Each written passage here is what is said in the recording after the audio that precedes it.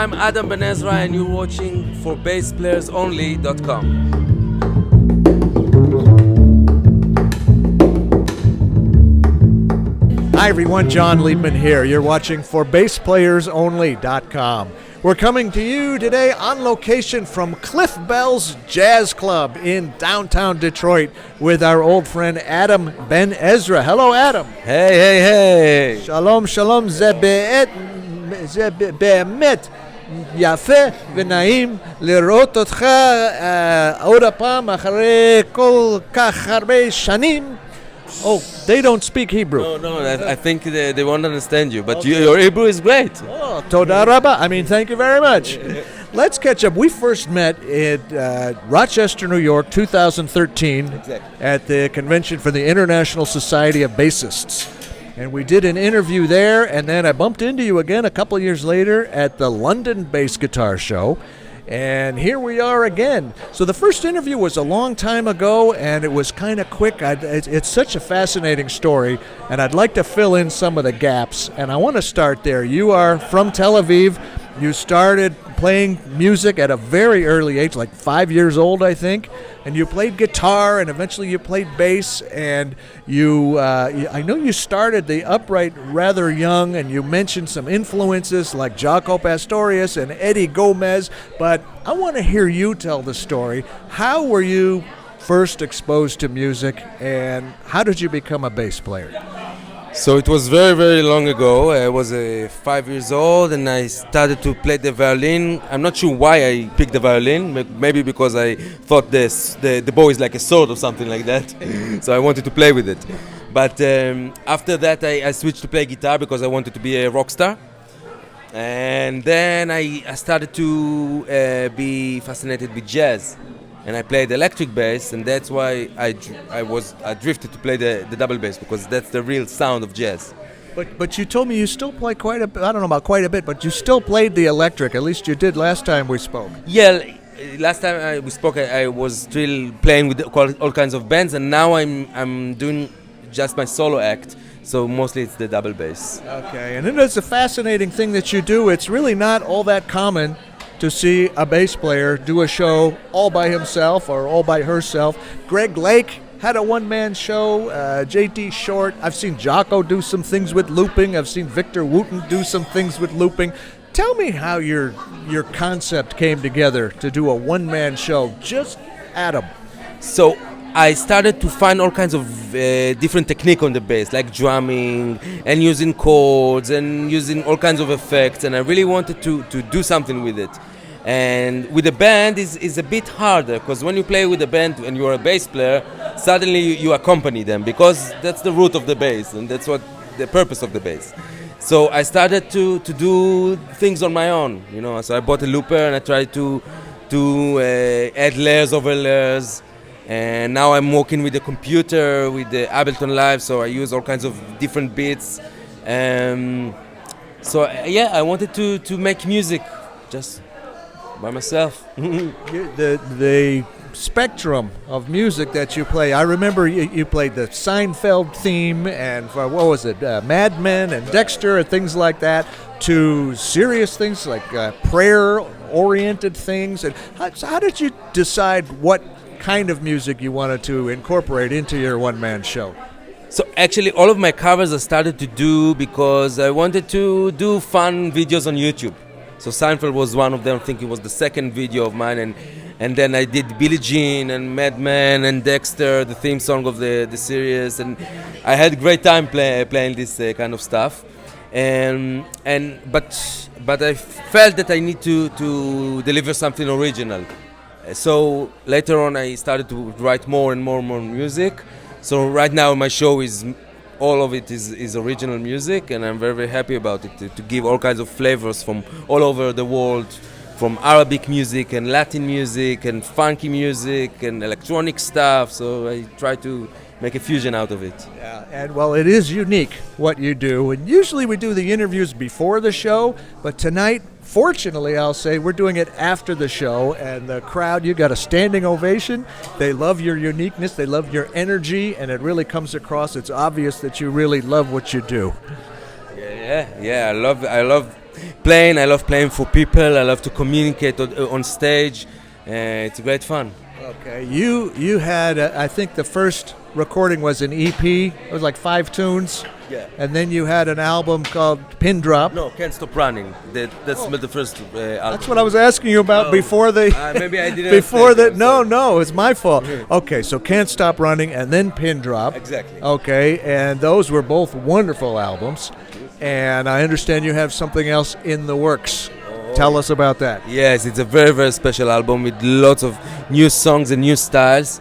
It's a studio album, unlike the Pin Drop that was it wasn't in the studio, but it was a show. Yeah. So this one I did with a producer called Isaac the Bomb, and he's a hip hop and R&B producer.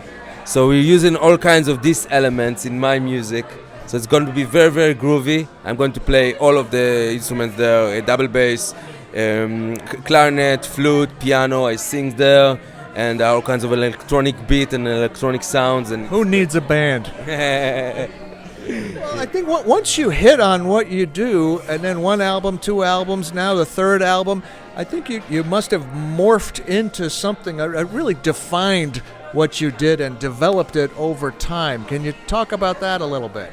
Yeah, like I switch instrument for every couple of years, I also really like to play all kinds of different styles. I play jazz and I play rock and I play Arabic music and Latin music, and it took me some time to really define my inner voice and to find really the line that connect all of these styles. And right now I think in this 3rd album and this show I think I got to the essence of my color. Do you have a title for the new record? Do I have what? A title. What it's going to be called? We're thinking about it right now, but it's going to be released in really a few months, and it's going to be great. All right, so sometime in the second half of 2019, we can watch Yes. for that album. It just hit me. How much experience do you have playing bass in the traditional sense, like laying down a groove for a band, walking bass line, funky thing, something that you're establishing the groove and setting it up for the other players to play? Because right now you do everything all by yourself, and that's kind of your thing, and it looks like that's going to be your thing. But I'm just wondering if before that you had some experience in a traditional sense of a bass player before you launched your current solo show. Of course, I was a bass player most of my life, playing with all kinds of bands, whether if it was electric or upright bass. I loved it. That's what drew me to play the bass. I like to accompany. I like to support people, and I like also to play my own thing. So that's why I'm doing it right now. But the essence of the bass, of gluing every element of music, whether it's the rhythm and the harmony, and support the soloist, I really, really love to do it. And to communicate with a drummer is like to have a I don't know how to say it, but just to be one, be one with someone. It's great. Well, when you do it all by yourself, you can't argue with anybody. You're Exactly. rushing, you're late, you're out of tune. Nobody. I have only me to blame. Tell me a little bit about your gear. Well, first of all, I noticed you're playing a 5-string upright bass, which is not so common. Yes, exactly. It's a Nick Lloyd bass. I wanted to have this 5th string, the high C, because I'm a soloist, so I could play high register and I could do chords, and it really gives me lots of possibilities when I play solo. So I use this kind of bass, and it's amazing. It has a removable neck, so it's really easy to travel with. I'm using a Fishman full circle key pickup. Tell me about that, the Fishman pickup. Those are great, aren't they? Yeah, really. I really like the focus sound of it. I mean, it depends what you want. If you play straight jazz and you want the wide sound, maybe the Realist will be better for you. But because I use all kinds of effects, I need the really, really focused sound for the distortion, for the wah-wah, for everything. So a full circle is the best for it. Okay, and what do you have that makes those sounds? The looper and the effects and the processors and all that. What do you have? One thing that does all that, or do you have a whole big board of pedals? And what do you? So I used to play with the looper and multi-effect by Boss, RC300 and GT10. by boss. But now I working with the computer. I work with the Ableton Live, the software, and that's how I loop myself with this software. And I have for the effects I use the TH3 plugins. Everything there is there. All kinds of amps, all kinds of pedals, distortion, you name it. Harmonizer, octaver, and it's great tool and it sounds great. What kind of strings do you put on your bass? Tomastic, Sparrow Core Medium, the best. Okay. So you brought us up to date on what you're doing now, and you hinted toward the future, the new record coming out, and I know you've been working on that.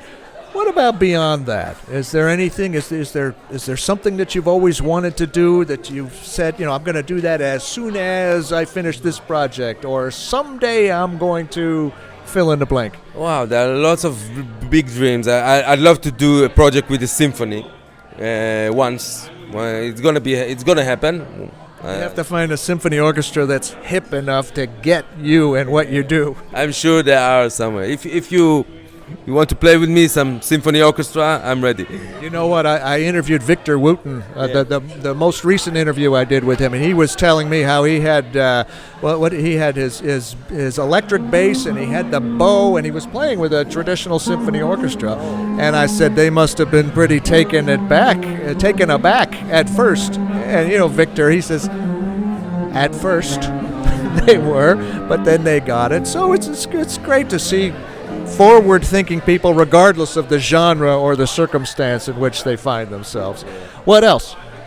All kinds. I like to do all kinds of crazy collaboration with the talented musicians. So, yeah. So you do get along with other people. Yeah. It's not only me. Actually, I have a very nice project with Dorantes. He's a flamenco piano player from Sevilla, and Tim Reese, the saxophone player. And we're doing like a flamenco meets jazz. He's from Florida, isn't he? No, he's from Detroit, but he lives in New York. Okay. Yeah, and now he's touring with the Stones and all day. Okay. Yeah, and so it's a great project, and I'm eager to find all kinds of new collaborations. In Russia, my guest for the show will be Alex Misko. He's a great fingerstyle guitarist. And I'm open. Okay. Well, yeah, keep us posted, and we'll impart that information to our audience here because we are very interested, and we know whatever you do, it's going to be great. Let me ask you one more question, if you can imagine. What would you be if you weren't a bass player or a musician? Something outside of music. It's really hard to tell because I cannot imagine. I mean, I'm. When I was 9, I knew I will be a musician, so it's hard to tell. It has to be creative because I'm trying to do all kinds of creative stuff all the time. So maybe I would be a writer or something. Create other language to create. Was there something that happened at age 9 that made the light go on? Because that's pretty precise, pretty specific that you mentioned age 9. Or are you just looking back and you say, yeah, I guess I was about 9 when I realized? I think I saw Slash playing the guitar. That was like a revelation. Okay. You were 9 years old when Slash was. Oh boy. Okay. Well, Adam, it's so great to see you again. And sometimes I run into you as a surprise. Sometimes I run into you on purpose, and it's always wonderful. And you're always welcome. Thank you. And please come back to Detroit, and I'll probably run into you here or there or somewhere else. Keep doing what you're doing, and we will continue enjoying it. Much luck and continued success to you always. And let us know when the new record comes out, and we'll share that information with these folks here. All right. Thank you so much. Thank you. On location at Cliff Bell's Jazz Club in Detroit with our good friend Adam Ben Ezra. I'm John Liebman. You're watching the #1 site for one-on-one exclusive bass player interviews and now critically acclaimed online bass instruction for basspleyersonly.com. Check it out and subscribe to our YouTube channel.